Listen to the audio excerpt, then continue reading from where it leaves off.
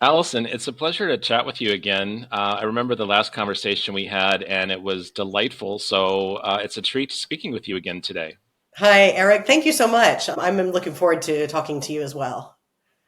So tell us a little bit more about who Allison Zinder is and how you got interested in French cuisine and French culture. That's a good question. I was studying French from age 14 on, and when I was at university, I did a study abroad program in Martinique, so the French West Indies. Hmm. And I stayed with a host family who really inspired me. They were just so interested in food, and they could sort of sit around the table and talk about food for hours, even just like rice. I remember being in a conversation with the mom in my host family, and her sisters were over, and we could talk about rice for like an hour. So it was just amazing because I hadn't met before people who were so passionate about food, and they introduced me to so many different products and dishes like Martinican dishes, but also classic French dishes because the father in the family was from metropolitan France, not Martinique. And it was just a really eye opening experience to be in a different culture, to be speaking in a different language, and to discover everything that they had to offer. It was amazing.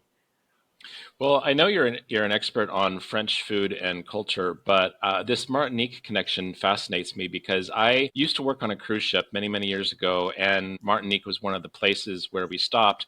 But also, one of the fellow pursers on my team was from Martinique. Her name was Claudine, and lovely person, and we have stayed friends for all these years. She's now living outside Paris, coincidentally. So I actually ended up learning a lot more about sort of more French techniques, not really like chef techniques, the kinds that I would learn later in culinary school, but more about like just eating lentils or eating avocados or eating all the fresh fruit that was there that was just so amazing. Everything was just really fresh.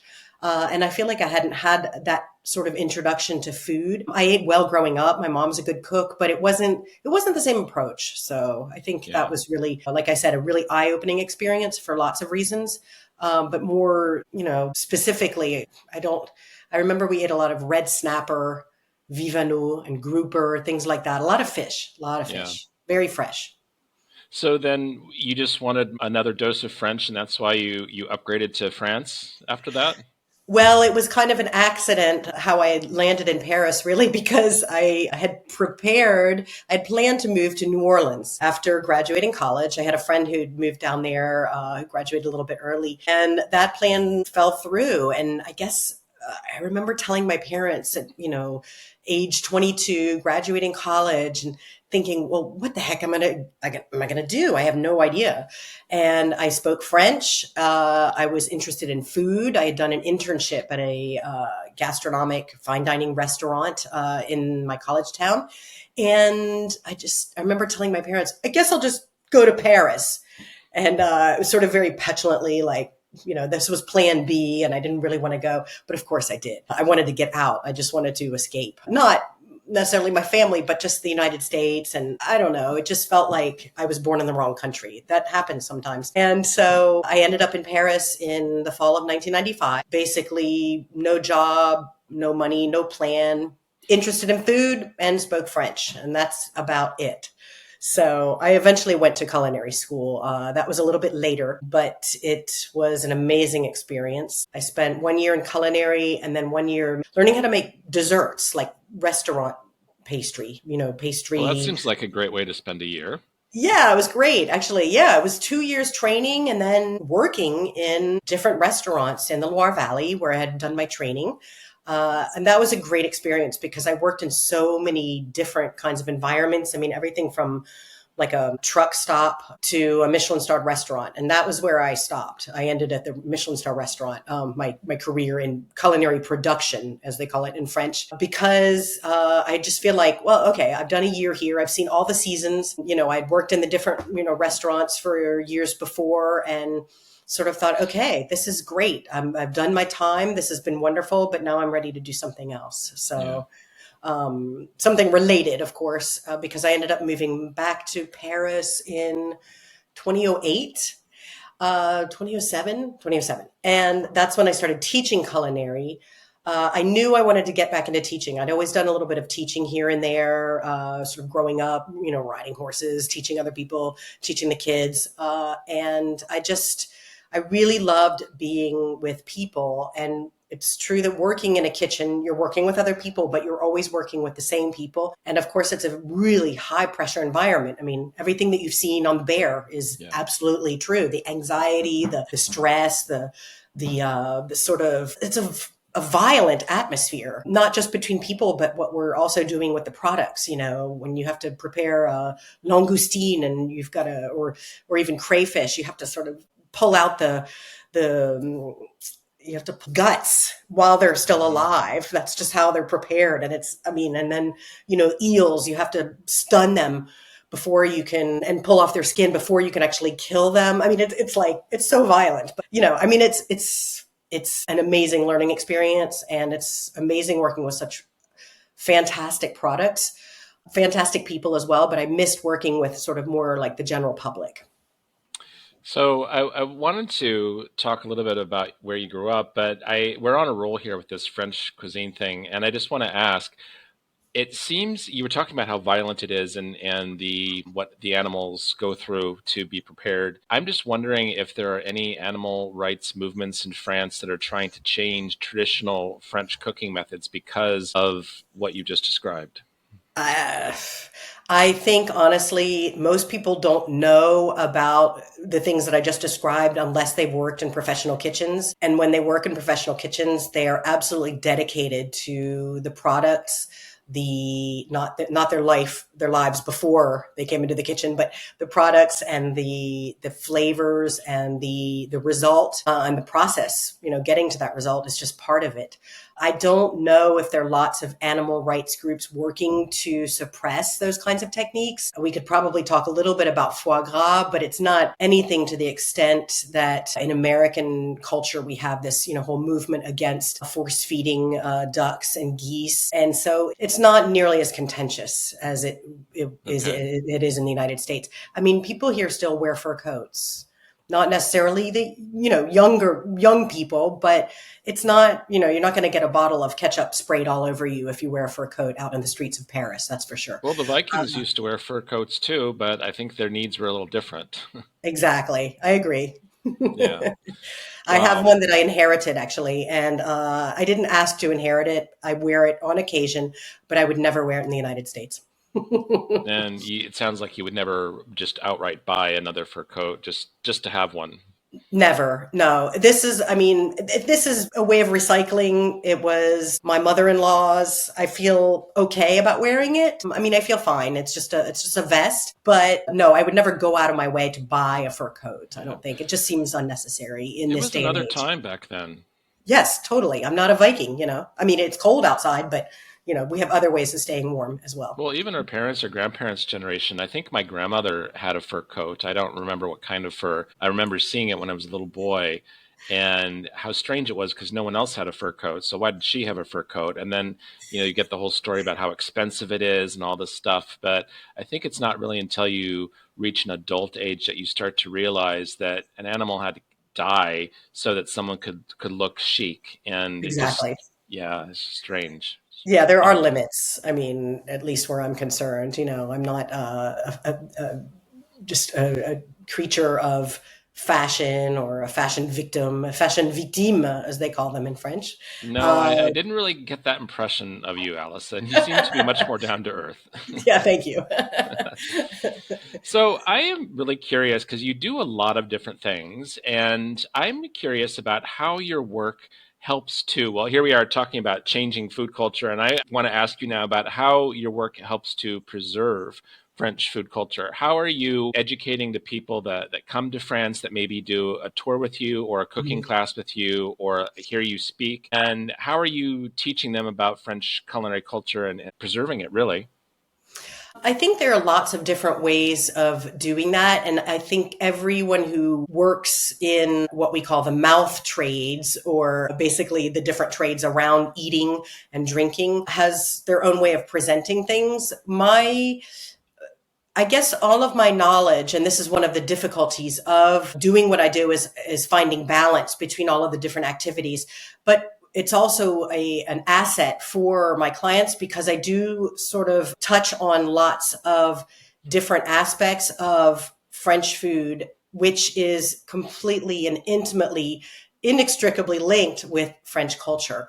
And that's really the important part for me is not necessarily preserving that, but really helping people to understand it because it really helps them understand cultural differences and not just things around food. But one of the examples, the best example that I can think of is on my tour that's called the Belly of Paris. It goes through the middle of Paris and we talk all about Les Halles, which was the central marketplace from the Middle Ages until 1969, is where how sort of differentiated and how I'm looking for the word, I'm sorry, how each of the mouth trades, as I mentioned, les métiers de bouche, is very specific and very highly separate from all of the other mouth trades. And for example, when you go to culinary school here in France, you might be doing a very general program, but when you want to specialize in something like pastry, you're just going to be doing pastry. And you could take a separate program, a specific program just to learn chocolate, just to learn confectionery, just to learn ice cream and sorbets. When you're learning how to make bread, you just learn how to make bread and everything around bread. You're not going to be doing all these other different things. And I think that when Americans go to, for example, a fine dining restaurant in the United States, it is expected that that restaurant makes every single thing that they serve, including the bread, for example. Here, that is a very rare occurrence. It's gaining prominence, but it's a more rare occurrence because basically, if you asked a chef in a restaurant, even a gastronomic restaurant, well, how come you don't make your own bread? He would say, or she would say, no, that's not my job. I'm a chef. I'm not a baker. Like for that chef, being a baker is a completely different trade. It has nothing to do with cooking. So the idea around this is helps us understand more about French culture and French food when you think about, different pastries that you find in just a pastry shop. And there are shops that are just bakeries, and there are other shops that do both. But all of this has to do with the guild system, that is basically no longer in existence. I mean, there are sort of nods to the guild system that have sort of been resuscitated over the last 100 years. But the guild system died with the French Revolution, but not really, because the legacy of this guild system, of all of these apprentices coming up in their own specific trades, like just making puff pastry, for example, or just making vinegar, or just making the pickles, whatever. All of that, the legacy of all of that is that now we have this extremely well-developed system of foodstuffs and different culinary preparations that doesn't exist in the same way in the United States or in other areas of the world. It's very, very French. It's interesting how you explain that. I live in Spain, as you know, and I don't really see that kind of infrastructure regarding the alimentation industry in Spain. I think the wine industry here is extremely well developed. But in terms of dairy products or meat products, as you don't hear about things like you do, how you've just described. Maybe I'm just showing my ignorance. I really think it's something that's very French, and it has to do with that tradition of the guilds and really coming up through the guilds as an apprentice, as I mentioned, and really learning one specific trade. Nowadays, of course, any chef is forced in a way to be much more diversified to be able to work in French restaurants. You have to have some knowledge, a little bit of knowledge of pastry. What if you need to fill in while the pastry chef is gone? No one's going to expect you to create a masterpiece, but having a basic knowledge of that. And also it just has to do with the job market.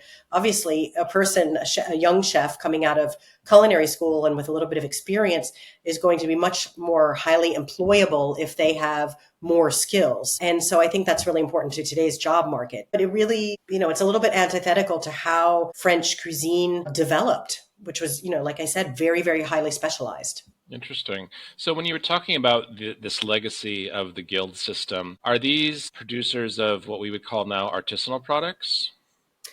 Yes, yes and no. Mostly artisanal products, although I'm a little bit afraid of that word sometimes because it's being sort of bandied about and used on storefronts where sometimes it might not necessarily be artisanal. What you mean, But like sustainability? well, I think it has to do more, well, yeah, sustainability is a whole other question, of course, but I think it has to do more with how many of the steps are actually being done in house.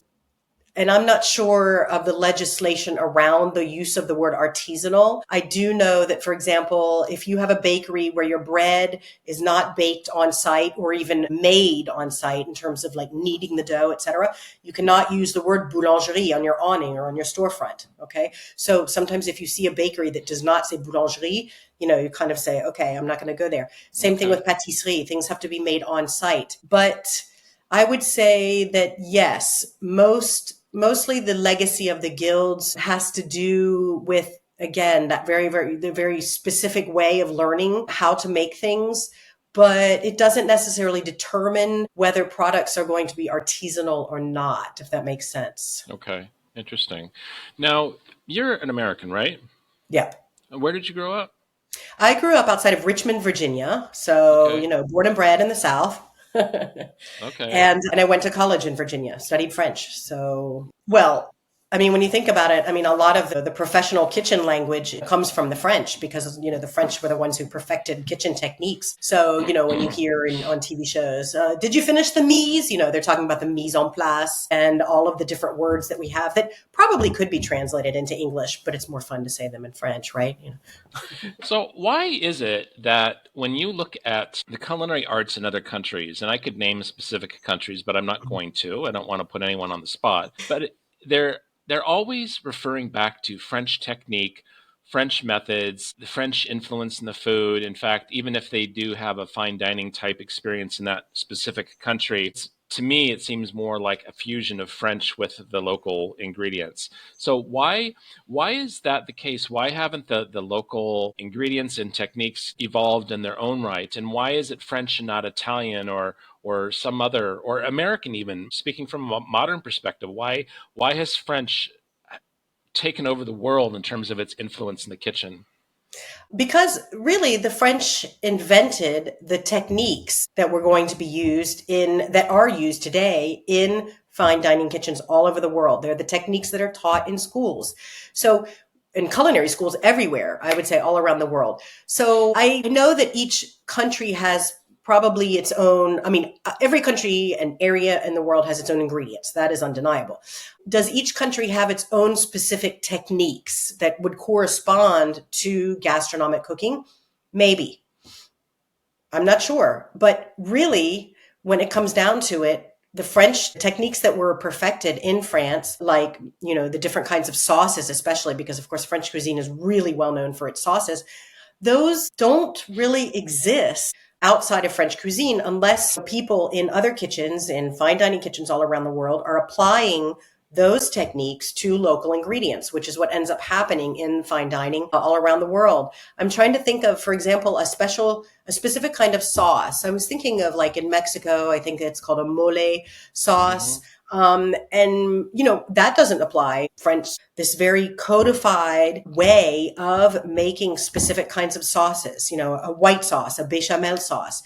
It's made the same way every single time using the same ingredients. And you can always, riff on that a little bit, which is what is happening more nowadays. Because when we talk about the classic French techniques that gave us a lot of really wonderful dishes, those dishes tend to be a little bit heavy. Nowadays, even French doctors are saying, well, let's not eat so many dishes with things in sauce, in a sauce, like kind of like boeuf bourguignon. But that's because traditionally boeuf bourguignon was going to be made using lots of flour or, different kinds of sauces that are made with a roux, which are not as healthy as maybe some of what we're eating nowadays, which are going to be lighter sauces, Hmm. sauces that aren't quite as thick, but they don't need to be quite as thickened because people aren't necessarily expecting that. Or if they are thickened, it's, they're thickening the sauce through reduction to give it more flavor and less of the other stuff that makes it, maybe not as healthy. I don't think that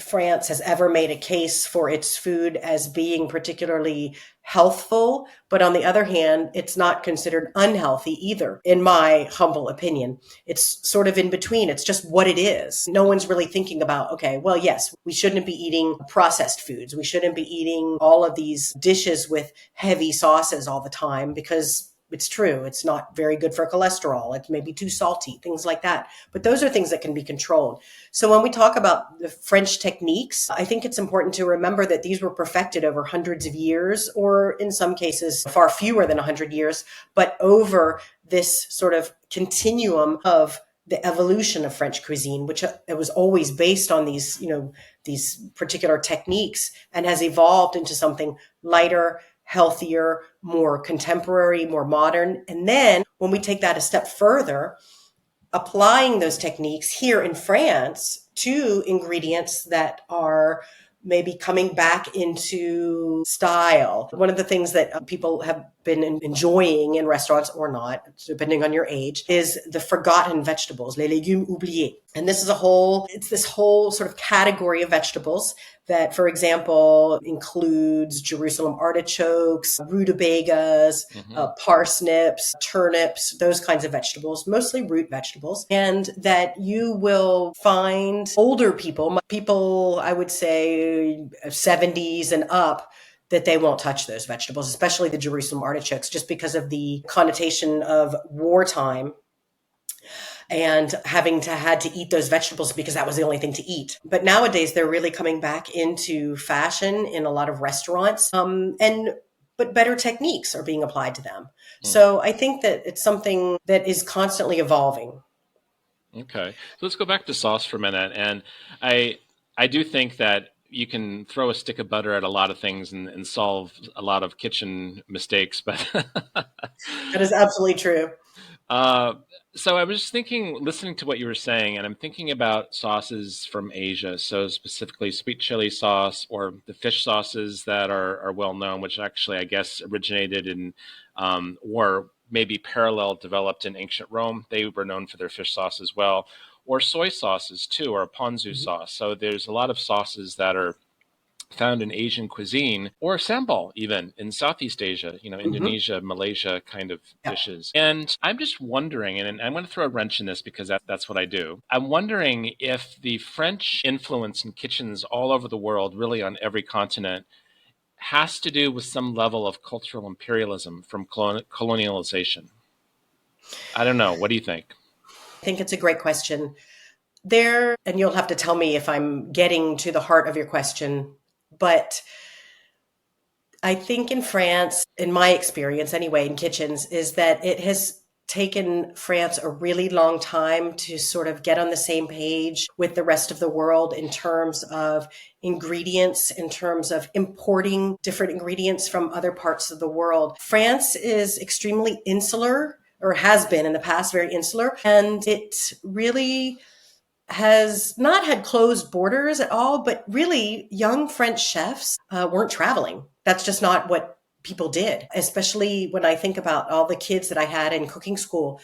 These kids were aiming to get out of culinary school and go find a job as quickly as possible because they needed to support maybe their parents or brothers and sisters or other members of the family. They weren't getting out there and going and traveling to other countries. Or if they were, it was a very, very small minority. That has changed because so many more people now are interested in cooking professionally. Whether they continue to cook professionally or not is, that's another question. But a lot more people are going to culinary school nowadays in France because they've seen the chefs on TV. They've watched Top Chef. All these different programs have made cooking seem very glamorous and fashionable. The reality, of course, is that a lot of these kids get to school and they go through their program and then they decide to go on and do something else that might be related to, again, the mouth trades, but maybe not necessarily stay in the kitchen. But one thing that they do have going for them is that they're interested in traveling as well. And when they travel, they tend to come back to France after, maybe working in Australia as a chef. At some point, Australia was basically giving away passports to French pastry chefs, for example, because they absolutely needed French pastry chefs. So I had students who all, sort of moved to Australia at some point, and then they come back and they have been introduced to other, not necessarily other techniques because they had their French techniques, but probably some techniques, and also mainly other ingredients and other ways of doing things in the kitchen with, foreign exotic ingredients. And so the borders have really, really opened up so much more in France. than even, I would say, 20, 25 years ago.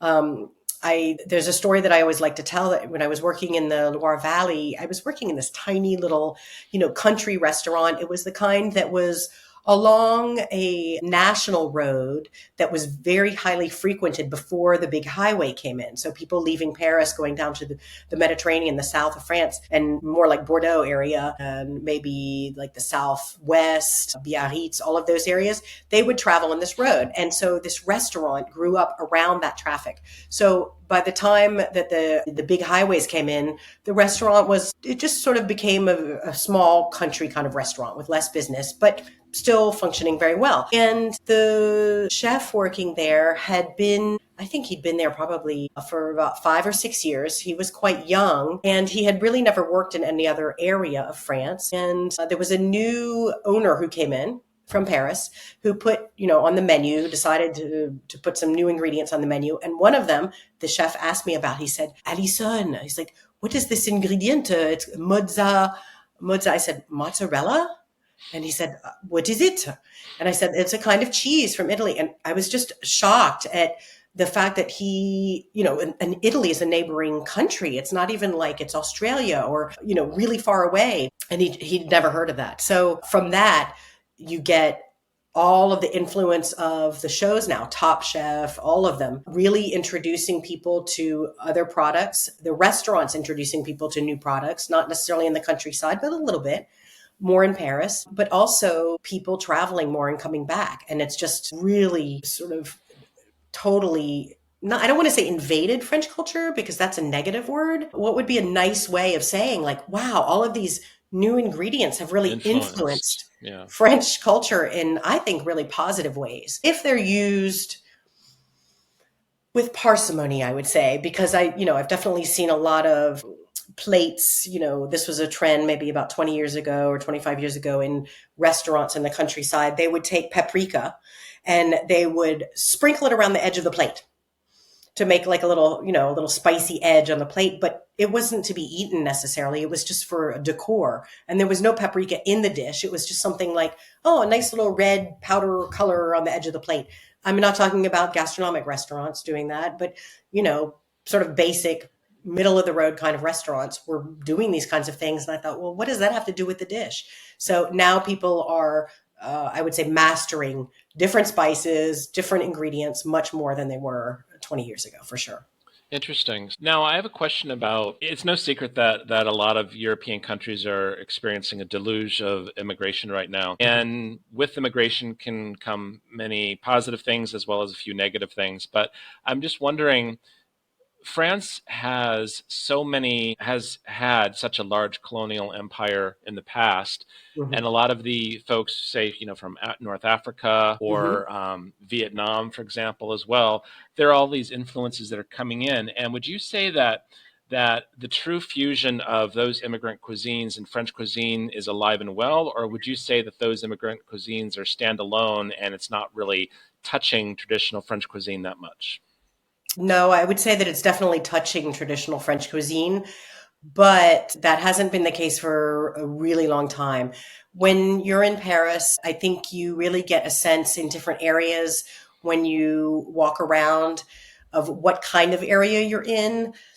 Because you're going to see a prevalence of, Chinese restaurants, but from a specific region of China, or Vietnamese restaurants, which are standalone. They're not going to be necessarily serving more French style dishes. It's really on its own. Where those influences are melding or where there's this fusion going on is more in very high end restaurants, fine dining, where people are blending different cultures, different cuisines in a really very, very high quality way. There's a great restaurant that does that really well. I can't remember the chef's name, but it's called Palais Royal.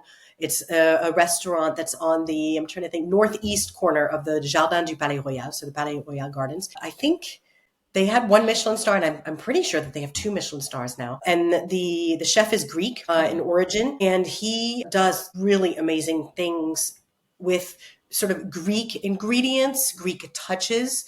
and really doing this wonderful fusion with French techniques. And I think it works really, really beautifully. And I think one of the reasons that that is happening maybe more in fine dining kind of environments rather than elsewhere is because I think it's not easy to do, basically. It's hard to find the happy medium, I think, in Okay. sort of blending the different techniques. Okay, interesting. Well, definitely worthy of further study, that's for sure. I think we'll have to go out and Definitely. try some places together and make a decision. Yes, I'd love that. So, final question for you. Okay. As an American, are most of your customers or clients from the States, or is it a mixed bag? Most of my customers are from the United States, and I would say that probably 80% of them are from the East Coast. Okay.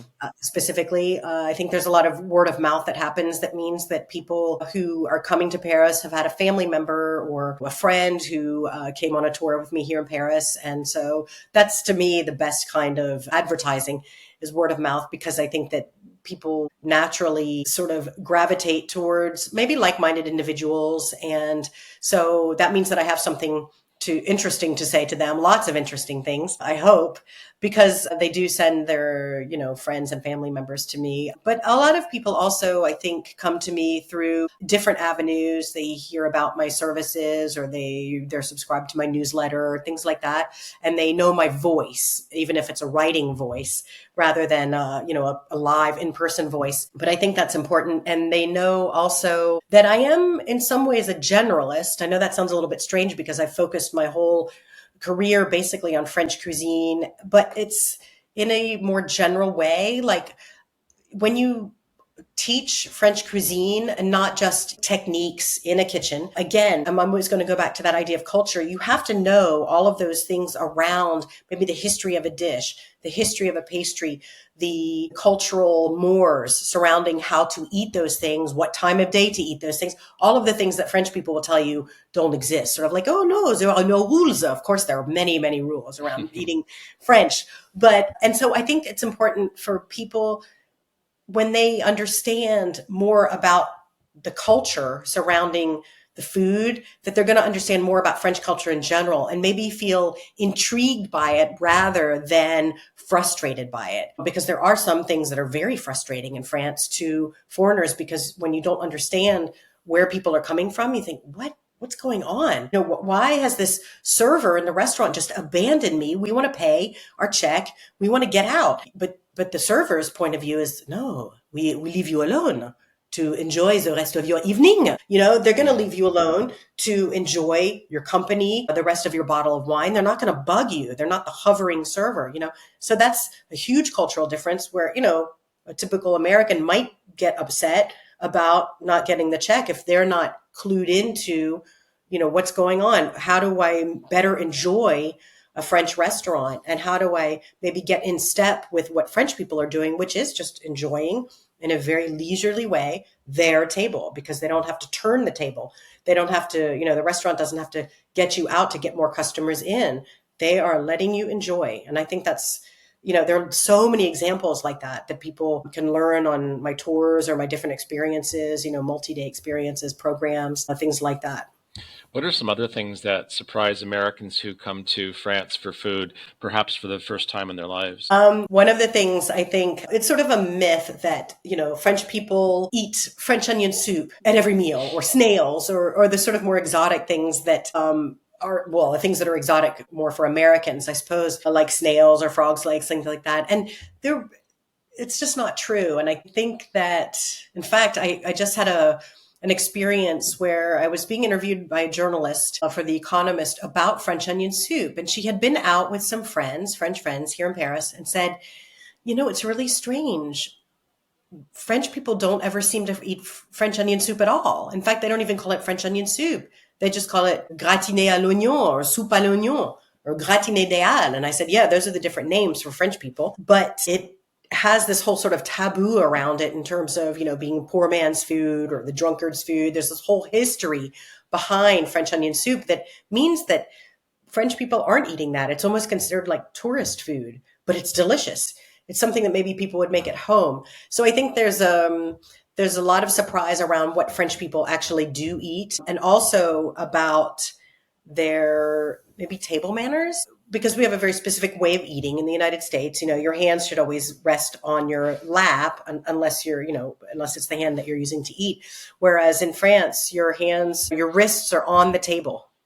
People want to see your hands at the table. It's considered taboo to have your hands under the table because, of course, that dates back from the Middle Ages when you might have a dagger under the table and you were going to kill somebody at the table. But so that's kind of surprising. And the idea also of always placing your piece of bread, if you don't have a bread plate, and because you're in just a basic bistro or a brasserie, your bread is always going to go on the table directly, not on the edge of your plate.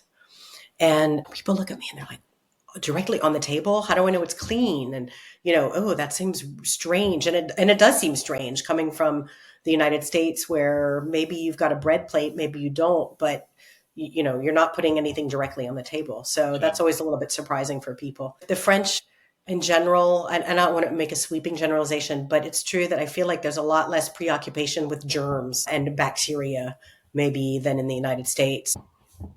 Well, and maybe that will change now after the pandemic. We've seen that happen in a lot of countries where people are wearing protective gloves, protective face masks in a lot of situations that don't would not have necessarily called for it before. So who True. can That say? is true. Well, Allison, I love hearing about France and French food culture through your eyes. It's truly a delight. I had the pleasure of visiting a colleague in Paris about a year and a half ago, and I had not been back to France for almost 40 years, and I was blown away by the quality of the food, the friendliness of the people, which is another thing that I think sometimes people don't necessarily expect. But Hmm. I was really impressed, and I look forward to coming back. And I definitely want to go on a tour with you. I want to learn more about French food and culture and history through your eyes. So, thank you for sharing your knowledge and experience with our listeners today. Okay, thank you, Eric. I would love for you to come back to Paris and come on a tour with me and ask all your questions. That's the one thing that I love is when people ask me all of their picky technical food questions and all the different questions that they ask. That's what I love is just hearing more and having curious people on tours. And most people are, if they make it this far, then they're definitely going to be asking lots of questions. And I'm sure you're that kind of person, Eric. So I I'll definitely look am. forward to having you on a tour. Thanks again, Allison. It was a pleasure. Thank you so much, Eric.